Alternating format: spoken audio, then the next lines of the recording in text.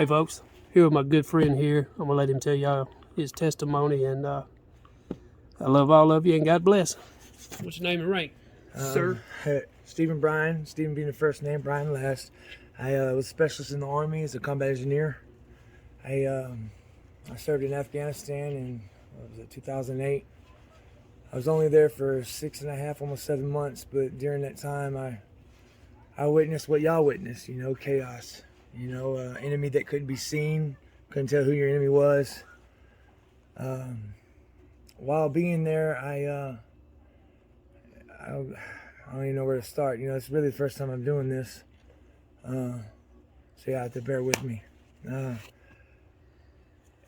been shot at, and those that have been shot at know what it feels like. It's like time slows down, but you really can't remember anything until you get back into state. You try to process it, you can't. When I got back, I had all these emotions, all these different feelings, things like fear. Now that's crazy for me to say because we're taught not to fear. We're taught to run towards the battle, towards the gunfight. We're trained to watch our battle six, and it's like fear goes out the window. But it's like when you get back and you start remembering these things, having the dreams and the flashbacks, then you feel the fear that you were supposed to have felt while you were living it. And that's basically what I go through on a daily basis is, I'll see trash in the road and I'm scared. And I don't know why I'm scared, because in my mind I know it's trash. Yeah, I know we're in America, but I still feel fear. And it's a trigger. And along comes the flashback, and then the anxiety, and then the anger, and the confusion, and a lot of unanswered questions that you really don't know how to answer. And I dealt with that a long time, man. I got back in 2008, and I dealt with it day after day after day, and I could never get anywhere. The journal and do this and that and take this pill and that pill and let me go on your dose, and you just got to relax. And yeah, that's all fine and dandy, but it don't work. It don't work, at least by itself. So what is the moment when you came back that you realized you needed Christ more than ever? The moment I started to self-medicate. And I drew distant from my family and the ones that I loved.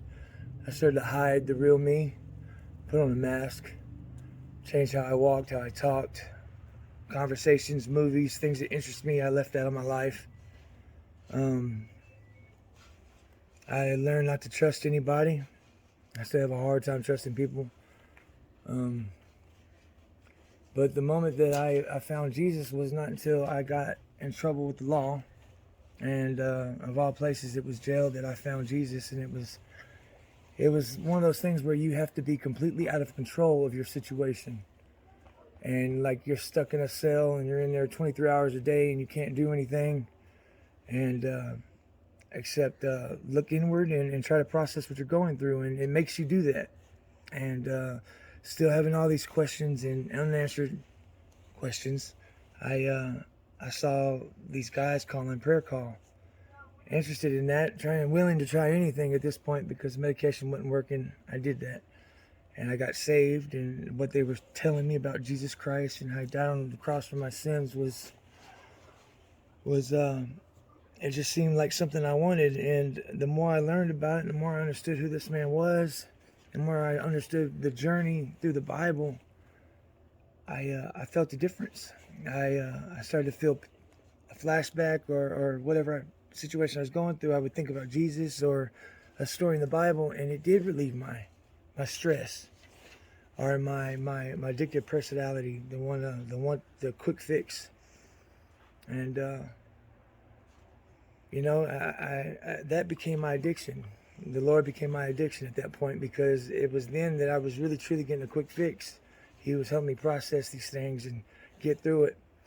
And though the righteous man falls 7 times, I've fallen many times, more than 7.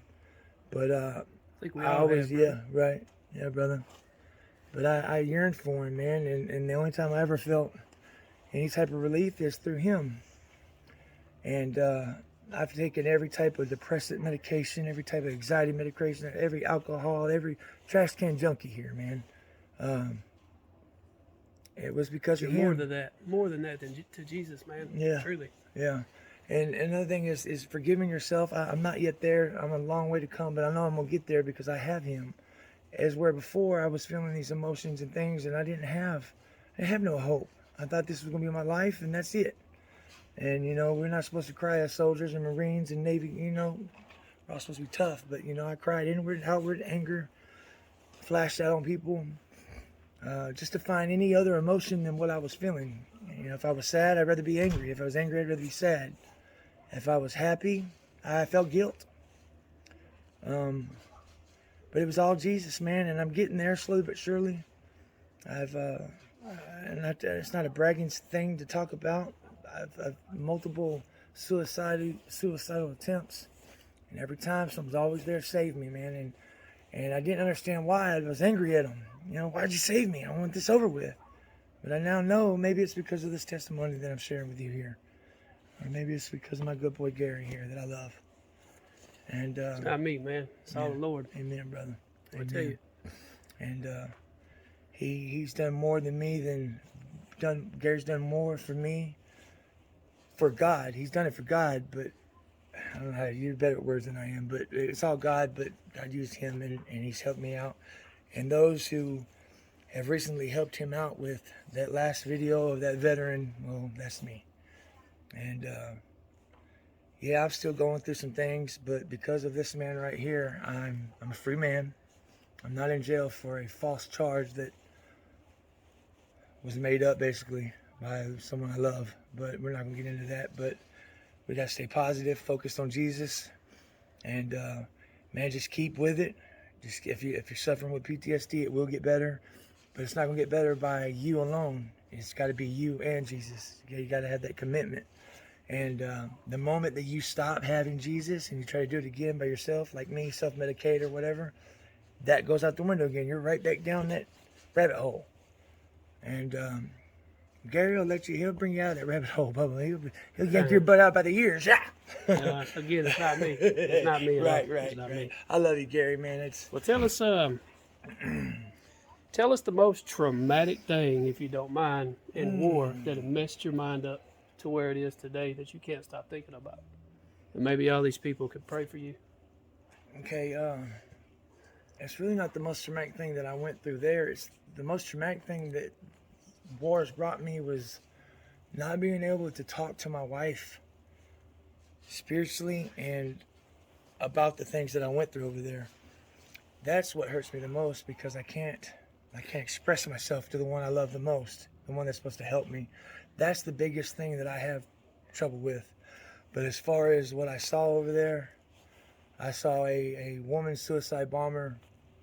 Later on, we found out that the Taliban had kidnapped her child, and they had threatened to, I forget what type, they were going to basically kill the boy unless she ran onto the fob with a,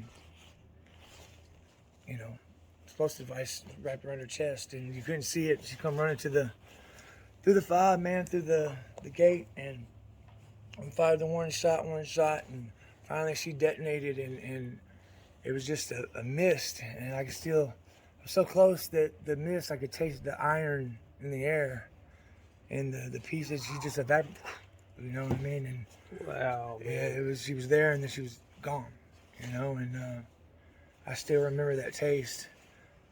I mean, it was all traumatic. I got a couple of them, one more than a couple, but I think that was the one that hit home, because one, she was a female, and then us Americans don't like our women to be hurt. And for them to take her child and make her do that, and then for her to do it for her child, that's what messed me up. And the fact that our guys knew that she was coming with that bomb and they wouldn't shoot her. They couldn't. We had open opportunities to stop her before she got what she got. Wow, man. Yeah. I carry a lot of guilt. I know a lot of you guys do. Your battle buddy gets hurt because maybe you're tiring your shoe, or maybe it's not your day to drive the Husky. I was a combat engineer at route clearance, and I'm 6'4", and being in that Husky, man, I'm all cramped up in that thing. You know what I mean? And we played a card game. Oh.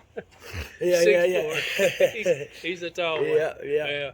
And fat now too, No, yeah. Yeah, but yeah, man, I won a card game on that one. And I'm like, all right, well, you're getting that. And he got in there, and man, and you know how it is, a triple stack, man. It took his legs out. And you know, and I felt like, God, man, if I wouldn't have played that game, that should have been my lick. You know, but you can't live like that, man. no, you can't. It's no way to live, man. There's don't accept it. Don't accept defeat. We never quit. We never, you know what I mean? We never quit. Don't give up on yourself, man. Just keep on going on, going on, going on.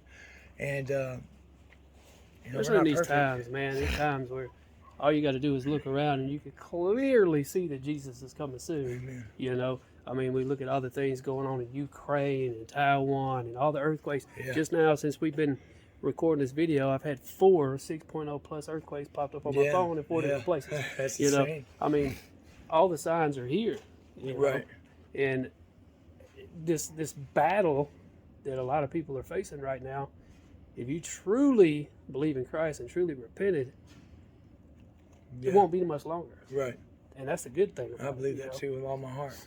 I mean, we all go through traumatic things. Yeah, you know, yeah. I mean, PTSD is PTSD. You know, Oh, yeah. it could be from a car wreck. It could be from sexual, you know, something heavy as a child. But it has an effect on you that lasts forever. I don't know about you guys, but barbecue bothers me. It's like my second day on mission. We rode up on this dead-gum truck. And off the top of my head, I can't remember what they're called over there, but they're their version of diesels. And they're all decorated, dude. It's crazy. It's just a whole nother world. And they ran over the ID instead of us. And as we rode by, he was burning, and it was just this silhouette of black silhouette that was on fire, and it was a sweet smell, almost like pork. I don't know. I don't want to get into that, but it was bad stuff. But during that time, I was also chewing Big Red. So every time I chew Big Red, I think about it. You know, and every time I smell barbecue, I think about it. And key is finding your triggers and understanding them and understanding why you're going through them. So if you're hitting a flashback or you're going through something, you need to figure out what are you doing that you were doing over there and stop doing it at that time, you know. So, yeah, I hope this helps you guys, man. I just want to tell you, each and every one of y'all that helped me out, God bless you. I thank y'all. Y'all did as a miracle. It's a real miracle, and I thank you, Gary, for being a follower of Jesus and for him to see you as the awesome tool that you are, brother. I don't see what everybody else sees, man. You don't have to. God sees it. All right. All right, y'all. That's it. And everybody, I want to ask everybody to pray for him, and I'll see y'all in the next video. Love all of you, and God bless. My prophetic word to you this morning